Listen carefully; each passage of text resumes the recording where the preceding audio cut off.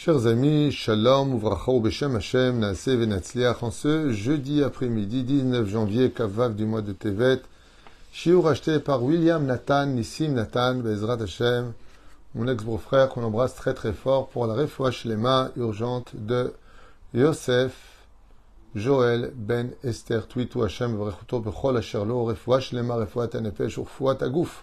C'est ce que je viens de recevoir à l'instant pour sa refoua shlema. Donc on parle Bezrat Hashem d'une situation où aussi on a besoin de vos prières, Bezrat Hashem, pour une grande refoua shlema et de bonnes nouvelles. Yosef, Joël, Ben Esther, Twitou, Bracha ve'atzlacha, Morachi ayakar, שהקדוש ברוך הוא ישלח לך רפואה שלמה, רפואת הנפש, רפואת הגוף. Et merci à William Nissim Nathan Ayakar de nous avoir acheté ce shiur pour sa refoua shlema, que de toute façon j'aurais fait aussi si tu ne l'avais pas acheté.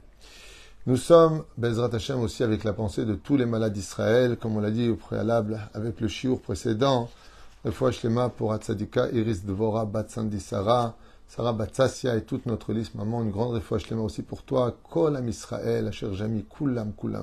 On va pas refaire la liste, on l'a faite et déjà refaite, et on commence tout de suite notre shiur en vous souhaitant à vous tous une grande réussite, que le mérite de cette étude de la Torah y a allé là nous les srout ou les refoua shlema, shmot, yeshuot venechamot. Amen. Moshe Rabbeinu alav shalom pose une question à Pharaon très puissante et intéressante. Moshe mevakesh mi Paro, she'elach atami ve'avdoni. Libère le peuple avant que commence l'étané. Pharaon, tu vas te prendre 10 coups, c'est très dangereux pour toi. Tu risques de perdre toute l'Égypte à force d'être quelqu'un d'entêté et de stupide. Mais voyons quels sont les réels dialogues qui eurent lieu au sein de la Torah entre Moshe et Aaron et leurs arguments. C'est ce que je vous invite à découvrir dans ce petit shiur qui vaut vraiment le coup de tendre l'oreille. Écoutez bien. Pharaon pose une question stupide à Moshe Rabbeinu. Mi vami aolchim. Qui sont ceux qui partent? Mais c'est mi vami. Mi aolchim à la limite. Qui sont ceux qui partent? Qui sont ceux et qui sont ceux qui partent? Dit Pharaon. Pourquoi d'abord répéter 2 fois la question? Et de qui plus est, franchement, la question est bête. Pourquoi? Parce qu'il vient de te dire, Shelachet Ami, le peuple. Donc il n'y a pas de question à poser. Qui part? Le peuple. Le peuple d'Israël part. Alors pourquoi tu poses la question? Mi vami. C'est-à-dire, c'est comme si que je dis, vous êtes tous invités, toute la famille est invitée, tu me dis, ma femme aussi, mon frère aussi, mes enfants, j'ai dit toute la famille. Alors pourquoi Pharaon pose la question? C'est qu'en réalité, derrière les mots de Pharaon, lui qui a étudié la Torah et qui se renseignait avec tous les sorciers, y compris sa femme qui était la plus grande sorcière de l'histoire de l'humanité, la femme de Pharaon est considérée comme la plus grande sorcière de l'histoire, plus que Bilham lui-même. Il regardait dans les étoiles, il faisait des trucs, bracadabruc. Et donc, voyons ensemble qu'est-ce qu'il se cache. Chazal, ils disent quoi? Tu sais pas que tout le peuple doit sortir? Quelle est la question, la profondeur plus exactement, de la question de Pharaon? Amar Paro, qui atem atidin lomar. Il te dit Pharaon. Donc Pharaon dit à Moshe. Donc je vous demande d'être vraiment concentré pour cette étude. Elle est vraiment superbe. C'est de la pure étude de Torah, mais qui laisse un enseignement vraiment matok meod. Amar Paro, qui atem atidin lomar. Pharaon dit, Chachamim, qu'il a vu dans la Ruach Touma qu'il avait, que viendrait un verset du peuple d'Israël qui dit Mi ya'ale be'ar Hashem ou mi yakum bimkom kodsho. Qui peut monter jusqu'à la montagne de Dieu et qui peut se tenir dans sa sainteté? Qui peut rester dans une telle tension de Torah et de Mizot Maasim Tovim? Qui voudra demander à se tenir à être un peuple saint? Et qui peut monter chercher la Torah? Par Ta'an. Chazal nous dit, Pharaon a argumenté en disant à Moshe, Hatem alulim les kabel Eretz Israël. Moshe, tu te rends compte de ce que tu me demandes? Tu sais qui est votre Dieu? Il veut vous donner la terre d'Eretz Israël. Tu sais qu'est-ce qu'il y a là-bas en Israël, lui dit Pharaon. Tu sais quelle galère tu vas mettre les enfants d'Israël?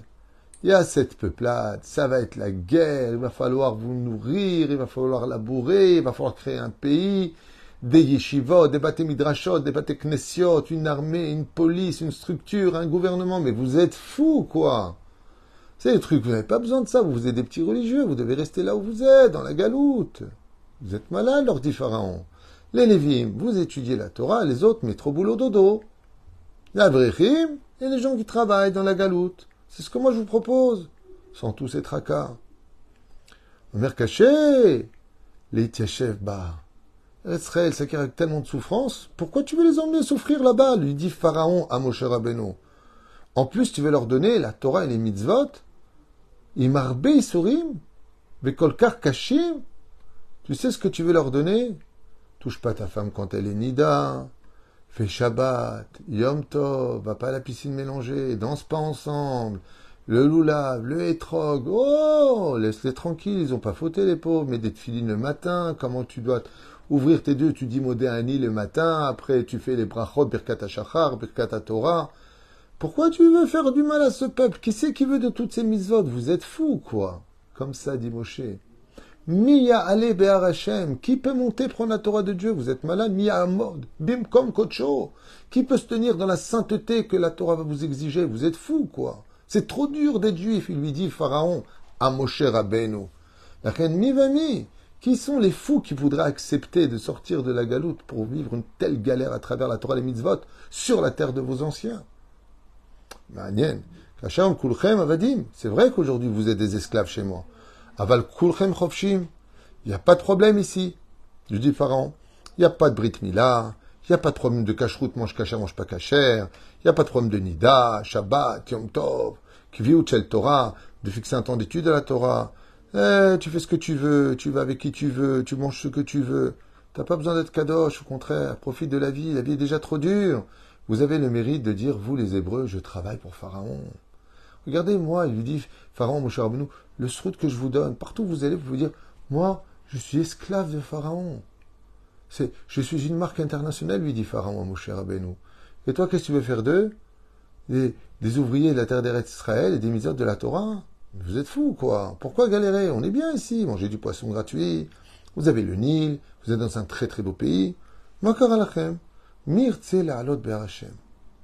Chazal, ils disent, quelle était l'intention de Pharaon quand il a dit à Moshe Rabbeinu, mi ya'ale be'ar Hashem? Il parle du don de la Torah. Qui voudra de la Torah de Dieu, franchement? Il va vous présenter 10 commandements avec 613 mitzvot derrière et une tonne de Talmud Bavli, Yerushalmi, Shulchan Aruch, Agadot, Sifra, Akol. Mi yachol lisbol et ze. La Torah, tous les livres derrière, plus il y en aura, plus encore il y en aura. Jusqu'à quand vous allez étudier la halachot? Avec moi, il n'y a pas de problème, il dit Pharaon. Moi, je suis tranquille. Moi, je vous demande, vous me construisez Pitom et Ramsès, vous êtes au doigt et à l'œil, faites ce que vous voulez, faites de moi votre Dieu, et vous aurez tout ce que vous voulez, il n'y a pas de problème. Mais qui peut être juif? Mia ale be'ar Hashem. Qui va monter au Arsinaï? Ou mia band bimkom kocho. Et qu'est-ce qu'il veut dire par là? Écoutez bien la phrase traduite de Chachamim, comme l'explique le Rav Yonah Metzger, chez Badel et Chaim Arukim. Il dit, Pharaon, et combien même vous allez aller chercher la Torah? Allez. Combien de temps il va durer le don de la Torah? Le Vav du mois de Sivan. Juste un seul jour. On peut tenir un jour. Miya ale be'ar Hashem. Allez, koulanu. On va tous monter chercher la Torah. Aval miya amod bimkom kocho. Qui peut se tenir pour l'éternité une vie entière dans la Torah et les mitzvot? Il lui a dit alors, mi vami. Qui c'est le premier mi? C'est qui voudra bichlal de la Torah? Vami. Qui c'est le deuxième? Le deuxième. Et qui peut tenir? C'est celui qui va non seulement faire teshuva. Teshuva un jour. Teshuva toujours. C'est impossible. Alors écoutez bien maintenant, la réponse de Pharaon, je vous dis franchement, elle est forte. L'émet, elle est forte. Parce qu'on verra que, à Émet, ce qu'il dit n'est pas faux. C'est du pur lachon hara. C'est des mauvaises paroles sur la Torah. Parce que c'est vrai que c'est dur d'être religieux, c'est dur d'être juif, tout simplement. C'est dur de faire ça à lire. Tout ce que dit Pharaon ici, j'imagine très facilement des gens de l'autre côté de l'écran dire il était malin ce Pharaon. Hein. Aval, c'était un imbécile. Et vous allez comprendre pourquoi dans un instant. Mi yakum comme chose, l'orak matan Torah, shel yom echad, la amod, et la chay, la netzach. La Torah que Dieu va vous demander, c'est une Torah où vous devez devenir saint pour toujours. Kol azman, bechol achayim, liyot, kedoshim, bemizvot, lekiyuma. De maintenir la Torah et les mitzvot dans un monde éternel. Et ça, par contre, c'est très dur. Faire teshuva un jour, c'est facile. Mais teshuva pour toujours, ne jamais tomber. Toujours, faut plus avec la brit mila, ne regarde pas ça, ne dis pas ça, ne touche pas ça. Lâche-moi. Omer lahem Moshe Rabbeinu. Maintenant, on a entendu Pharaon. Voyons la défense de Moshe Rabbeinu. Amar lo Moshe Rabbeinu le ta'anotav shel Paro. À tes réponses, répond Moshe Rabbeinu. Atat Sodek, Mouzar. Chazal nous dit que Moshe Rabbeinu il lui dit Atat Sodek. De prime abord, tu semblerais avoir raison. Aval, l'onachon adavar, tu te trompes sur tous tes chemins. Pourquoi? Il lui dit ce que tu dis n'est valable que pour le peuple actuellement. Ce que tu dis, c'est valable pour le peuple qui vit cette Égypte. Cela, Aval, nous avons un secret. C'est que si on éduque la prochaine génération, depuis qu'ils sont petits, grâce au fait qu'on ait pu recevoir la Torah Miya'ale Be'ar Hashem, on va maintenant monter au Sinaï et recevoir la Torah. Si on transmet notre Torah à nos enfants depuis qu'ils sont petits, au Talmud Torah, au Cheder, on va les éduquer à aimer le Shabbat, chanter le Shabbat, manger kasher depuis qu'ils sont petits. Alors c'est comme les voitures, tu appuies dessus, tu vas en arrière, et elle part. Quand tu mets de l'essence dans une voiture, elle roule. Et c'est ce que lui dit Moshe. Ce que tu dis, toi, là, t'as raison. Pour cette génération qui vont se plaindre constamment de vouloir retourner en Égypte en disant « Mais c'était gratuit là-bas. C'est quoi ce pays de fous? C'est quoi cette manne que tu nous donnes ?» Il dit « Mais la génération qui va suivre, elle, si on l'éduque depuis qu'elle est enfant, on lui dit « Prends un sucre. C'est chez Akon, il y a Bidvaro que tu prends un bonbon. Tu apprends à ton fils depuis qu'il est petit. Chez Akon, il y a Bidvaro. Mais pour lui, ça devient sa vie. Quand tu lui fais Netilat, qui voit ses parents qui font Netilat, lui dit Moshe Rabbeinu à Pharaon, mais ça fait partie de sa vie. La Torah, c'est la vie. Mais la reine, ce que tu dis n'est pas valable. La reine, pour arriver à Miyamod Bimkom Kocho, pour maintenir cette Torah, Miyamod, qui peut se tenir Bimkom Kocho, qui peut se tenir à cet endroit-là et rester saint? Celui que tu as éduqué dans la sainteté, celui qui va être né quand la mère revient du mikvé, et pas celui qui est né de la nida. Quand sa femme ne respectait pas la nida, il l'a mis enceinte. Cet enfant-là, il aura du mal à se tenir dans la kedusha. Il va falloir faire une teshuva plus forte. C'est pas que c'est pas possible, mais sa teshuva, elle sera tout le temps remise en question parce que sa source est mauvaise jusqu'à ce que ses parents eux-mêmes fassent teshuva. Alors c'est rétroactif pour réparer l'erreur qu'ils ont fait d'avoir été ensemble alors qu'elle n'était pas trempée au mikvé. Mais il dit, mais si l'enfant, il naît d'une union qui est cachère, on l'éduque dans la Torah et les mitzvot, alors ce sera dans son sang et naturel, et il pourra tenir sa teshuva, et la transmettre à son fils, qui la transmettra à son fils, qui la transmettra à son fils. Et c'est pour cela que, c'est vrai, t'as raison, il lui a dit Moshe Rabbeinu. Pour cette génération, ça va être dur, mais juste pour la génération qui suit juste derrière, à Kol Beseder, il lui a dit, ne t'inquiète pas, Kulam Ya'amdu Bimkom Kocho. Tout le monde viendra chercher la Torah, tout le monde gardera cette Torah, comme on le fait depuis 3480 années aujourd'hui, où nous maintenons la Torah du Har Sinaï. On est en 2023. Et quand je tourne ma tête à droite et à gauche dans notre pays, c'est vrai qu'il y en a qui ne la gardent pas vraiment, la Torah et les mitzvot, mais combien il y en a? Vous allez au Beth Midrash, il est plein. Toute la journée, ça étudie. Vous venez pour Mitra, il n'y a même pas de place pour prier à Mitra. De partout, ça afflue. De partout, les gens prient Mitra. De partout, les gens... Je peux faire la Chazara?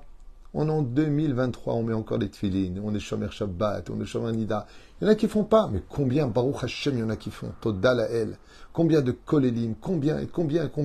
Et ça, c'est la réponse de Moshe Rabbeinu. Qui avait raison? L'histoire a prouvé que c'est Moshe qui avait raison.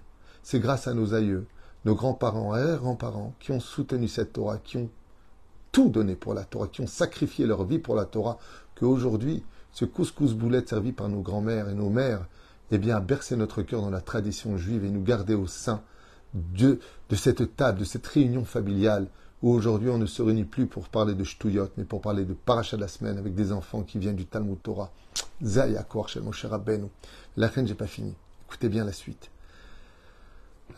Ezeyofi shel Emet. Combien notre Torah, il n'y a même pas besoin d'Emouna. Ce qu'on est en train de lire, on peut le prouver ici.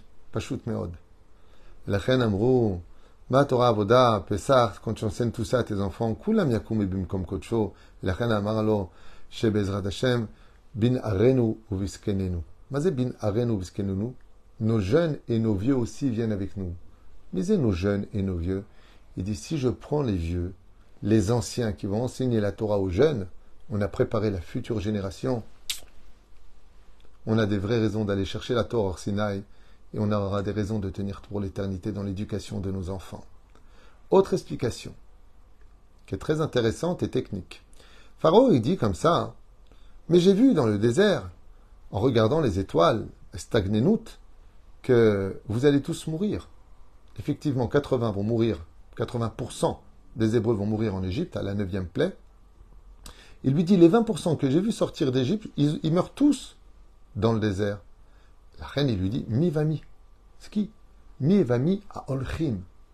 Qui est celui qui vont partir? Mais mi va mi à Olchim, le Balatorim, il écrit, mi va mi à Olchim, Gematria, Kalev, bin Nun. Il n'y en a que 2 qui vont rentrer, dit Pharaon à Moshe. Tu fais tout ce balagan de sortir un peuple entier, alors qu'en réalité, il n'y aura que 2 hommes de tout ce peuple devant toi qui vont arriver en Eretz Israël. C'est pas un flop, ça? C'est pas un échec total, Moshe Rabbeinu? C'est ce que j'ai vu dans les étoiles. Moshe va lui répondre, mi va mi. Effectivement, mi, le premier, c'est Yoshua bin Nun. Va mi, c'est Kalev ben Yefune. Gematria, mi va mi Aulchim, Kalev bin Nun. Les 2 seulement vont rentrer. Et Moshe regarde Pharaon et lui dit, non, non, non, tu es gourd. Tu sais pourquoi? Je vais te dire pourquoi. Parce que chez nous, les Juifs, jusqu'à l'âge de 20 ans, un homme n'est pas condamné par le Bédine du ciel. Et après 60 ans, il est plus carrette. Ainsi donc, tout celui qui aura moins de 20 ans rentrera en Eretz Israël, et celui qui a plus de 60 ans rentrera aussi en Eretz Israël. Mais ce que tu oublies, c'est que ceux qui étaient entre 20 ans et 60 ans, ceux qui ont donc vécu ces 40 ans de vie, ont engendré des enfants. Ils ont engendré des filles, et ils ont eu des femmes. Leurs femmes rentreront, leurs filles rentreront, et leurs garçons rentreront. Les seuls qui mourront dans le désert dont tu fais allusion, ces 20%, n'étaient que les hommes de 20 ans à 40 ans, à 60 ans, pardon, ceux qui ont vécu ce laps de temps, de 40 ans de vie, pendant ces 40 années dans le désert, à cause du Lachon Hara qu'ils vont faire. C'est uniquement eux qui ne rentreront pas. Est-ce que ça vaut le coup de faire tout cela, lui dit Moshe Rabbeinu à Pharaon, sachant qu'il n'y a que ceux qui de 20 ans à 60 ans ne rentreront pas, alors que leurs femmes, oui, rentreront, leurs filles rentreront, leurs enfants rentreront, et que les seuls de 20 ans à 60 ans, qui eux rentreront en Eretz Israël, c'est que Kalev et Yoshua bin Nun. La reine, ce n'est pas du tout un échec, mais une réussite totale. De là, on en conclut d'ailleurs quelque chose de sympathique que j'avais déjà constaté moi-même de par mes expériences. La vie est une école. Mais je trouve que très sincèrement, quand on fait sa alia en Eretz Israël, eh bien, dans l'absolu, ce n'est pas pour nous que nous faisons cette alia, mais c'est pour nos enfants. Ça veut dire que quand on fait sa alia avec sa famille, ceux qui en pâtissent réellement, ce sont les parents, qui ont du mal. C'est pas leur culture, c'est pas leur langue. Ils n'ont pas l'habitude avec la mentalité israélienne. C'est beaucoup plus cher aujourd'hui qu'en France. C'est compliqué. En France, on a nos repères, on a la famille, on parle la langue, on se débrouille et puis ça aide un peu plus qu'ici. Mais les enfants sont comme des poissons dans l'eau. En général, il peut y avoir des cas d'exception. Mais ce matin, un père voudrait retourner en France et ses enfants lui ont dit « Papa, je t'en supplie, on est super en Israël. On adore le pays, on a la kippa, on a les titites, on est en sécurité. J'ai tous mes copains, on est bien. » Effectivement, les enfants, en général, n'ont pas de problème de chômage. Ils sont très vite israéliens, comprennent très bien la langue et savent très bien les shtalev betoch hachevra israélite, c'est-à-dire se mélanger. Mais le père qui a 40 ans, entre 40 ans et 60 ans, faire sa alia, waouh, faut être hyper courageux. Et c'est une allusion qui nous est faite ici. Ceux qui ont de 20 ans à 40 ans, quand ils font l'alia en Eretz Israël, alors qu'ils sachent que le but de leur alia, ce sera plutôt pour leurs enfants que pour eux. Parce qu'ils sont dans un âge où ils peuvent commencer à cotiser pour une retraite en France. Et donc, quand tu as 45 ans, 50 ans, 55 ans, c'est très dur de monter à cet âge-là parce que tu es entre deux vides. D'un côté, tu as la montagne de la Galoute, la montagne d'Israël, et toi, tu es au milieu des deux. Tu n'appartiens ni à l'un ni à l'autre d'un coup.